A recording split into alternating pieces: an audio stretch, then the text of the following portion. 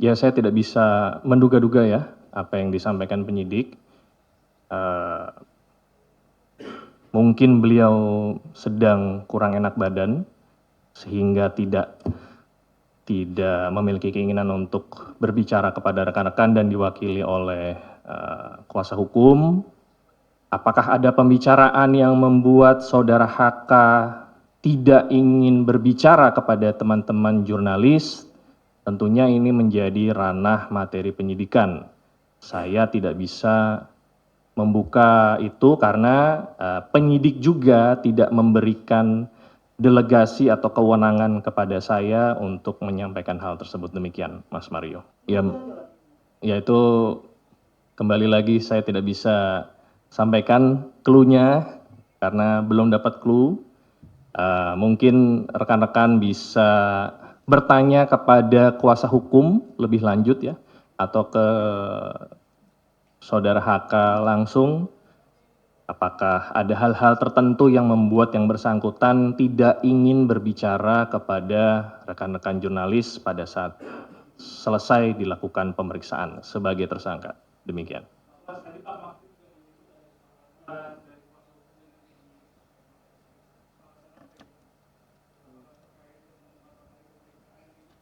Kesepakatan apa ya? Ya, maksudnya kesepakatan apa? Yang disampaikan oleh saudara Magdir.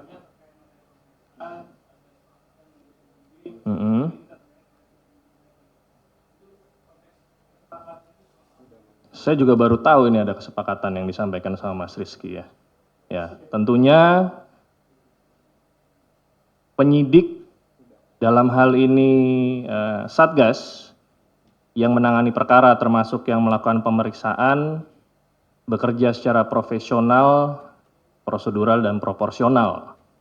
Ya, saya kurang memahami apa yang dimaksud kesepakatan oleh saudara Magdir.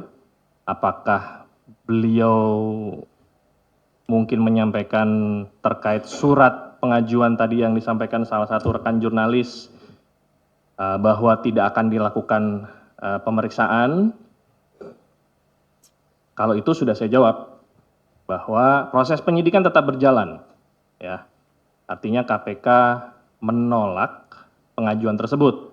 Namun, apakah penyidik akan melakukan pemanggilan kepada yang bersangkutan selama proses pra-peradilan berlangsung atau setelah itu, tentunya kita kembalikan kepada penyidik.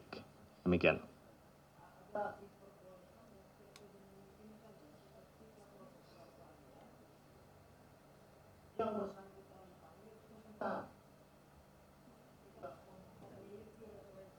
Ya, jadi seperti yang tadi sudah saya sampaikan bahwa proses penyidikan dan proses pra-peradilan itu berdiri sendiri-sendiri.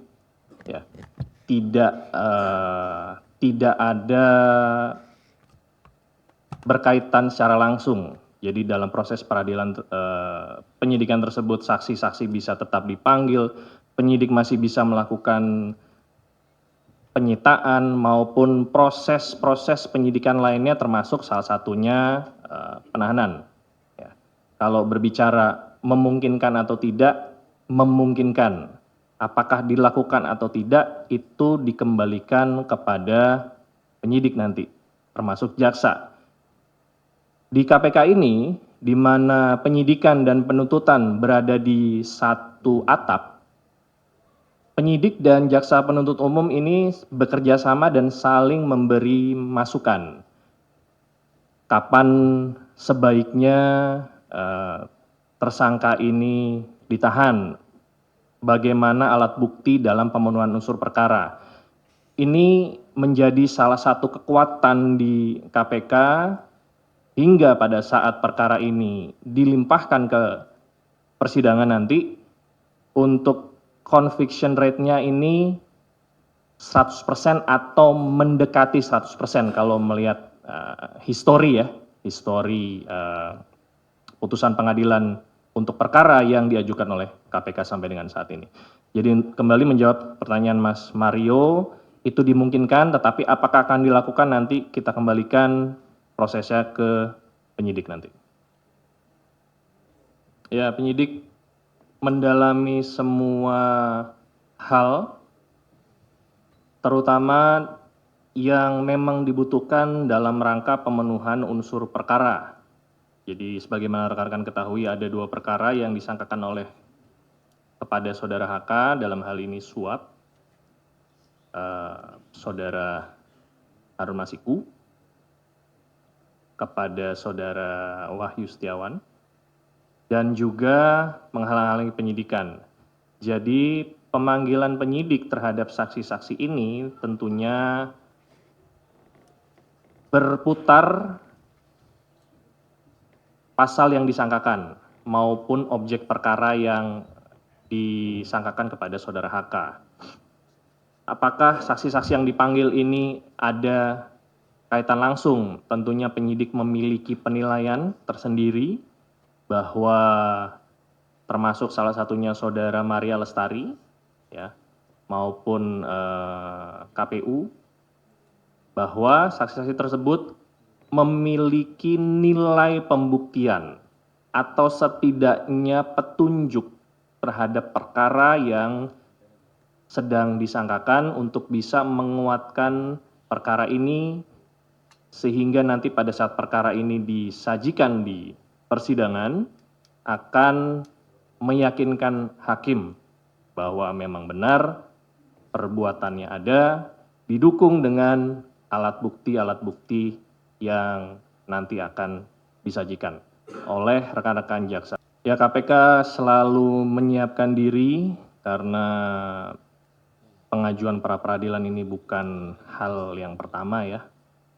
Ini KPK sudah sering di-challenge oleh para tersangka melalui pra peradilan. Tentunya rekan-rekan kita di Biro Hukum sudah menguasai hal-hal apa saja yang dibutuhkan untuk menghadapi proses pra peradilan dengan berkoordinasi dengan penyelidik, berkoordinasi dengan penyidik, termasuk dengan struktural, dalam hal ini para direktur, deputi maupun pimpinan, dan semua administrasi dalam rangka penyidikan tersebut juga akan disiapkan sehingga nanti pada saatnya sidang itu digelar, Biro Hukum bisa meyakinkan hakim pra peradilan bahwa perkara ini memang sudah sesuai dengan aturan hukum yang berlaku.